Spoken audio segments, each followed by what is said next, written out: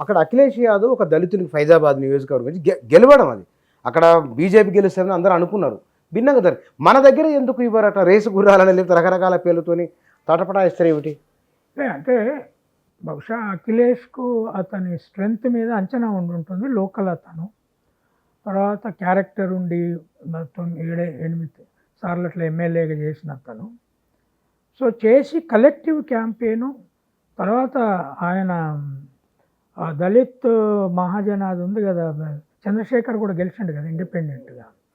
So ఒక anti BJP వేవ్ను సృష్టించగలిగారు కదా.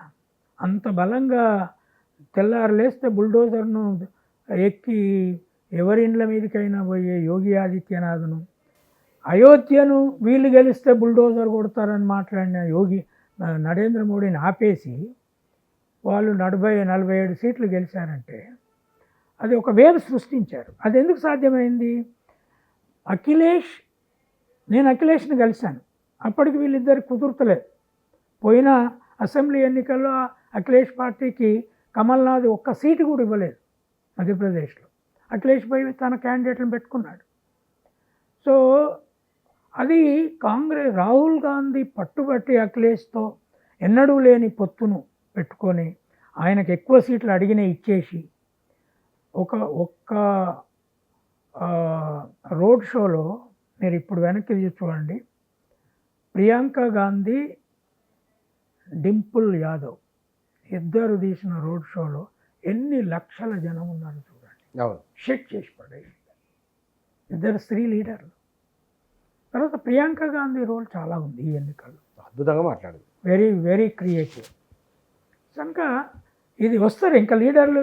ఇప్పుడు మోడీనేమో ఇప్పుడు 75 అయితే రిటైర్ చేయాలన్నా, లేదా ఆర్ఎస్ఎస్ డిస్కషన్ ఉంది, అది నీకు బలం ఉన్నోనైతే నేను రిటైర్ చేయవు, లేకపోతే వెంకయ్య నాయుడిని విద్యాసాగర్ రావుని అయితేనేమో రిటైర్ చేసి పడేస్తావు. అక్కడ గుజరాత్ క్యాప్ పెట్టుబడిని పట్టుకొచ్చే మోడీని అయితే రిటైర్ చేయరా 75 తర్వాత. ఆర్ఎస్ఎస్ నీతి నియమాలు ఏదో రేపు మోడీ 75 చేరిన తర్వాత తెలియదా? నీ పట్టెంత ఉన్నదో తెలియదా? కానీ మీరే అన్నారు ఒక మాట, ఆర్ఎస్ఎస్ను మార్చిండ్రు అమిత్ షా, మోదీ లగ్జరియస్కి అలవాటు చేసిన వాళ్ళు అన్నారు కదా. సాధ్యం అవుతుంది వీళ్ళిద్దరు చెప్తే వాళ్ళు ఉంటారా?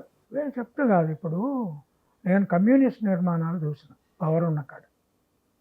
వెస్ట్ బెంగాల్ 34 ఏళ్ళు పరిపాలించిన దగ్గర మొత్తం క్యాడరు ప్రజల పని చేయడం మానేసి సంపాదించడం మొదలుపెట్టారు. ఎక్కడైనా వాళ్ళ కంట్రోల్లోనే ఉద్యోగాలు, వాళ్ళ కంట్రోల్లోనే భూమి తగాదాలు సెటిల్గా. ఇప్పుడు ఆర్ఎస్ఎస్ బీజేపీ వాళ్ళు అదే చేస్తున్నారు. ఏబీవీపీ వాళ్ళు ఏం చేస్తున్నారు చూడు నువ్వు, మొత్తం నార్త్ ఇండియాకి పోయి చూడు. ఇప్పుడంతా యూనివర్సిటీలను కంట్రోల్ చేస్తున్నారు, ఫైనాన్షియల్ రిసోర్స్.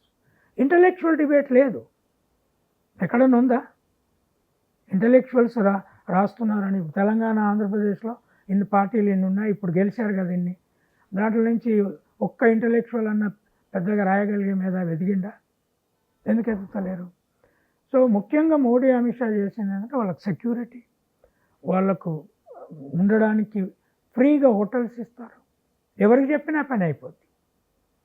తర్వాత వాళ్ళ ట్రావెల్, వాళ్ళకు పోలీస్ ప్రొటెక్షన్. ఎప్పుడైనా మోహన్ భగవత్ జెడ్ సెక్యూరిటీతో దీర్ఘంగా చూసినా అంతకుముందు? ఇప్పుడు ఏం చేస్తున్నాడు? ఎందుకు వచ్చింది నీ నిర్మాణ సెక్యూరిటీ? ఎందుకు లేదు? ఆనాడు కూడా టెర్రరిజం భయం ఉంది కదా, ఉన్నవాళ్ళు మామూలుగానే ఉన్నారు. ఇప్పుడు జెడ్ సెక్యూరిటీలో ఎందుకు తిరుగుతున్నారు? ఇప్పుడు ఎక్కడ పోయినా పెద్ద హోటళ్ళల్లో ఎందుకుంటున్నారు? తర్వాత దత్తాత్రేయ ఓస్బోలే ఉన్నాడు, ఆయనకి ఎంత పెద్ద సెక్యూరిటీ ఉంది, నెక్స్ట్ కాబోయే హెడ్ ఆయన.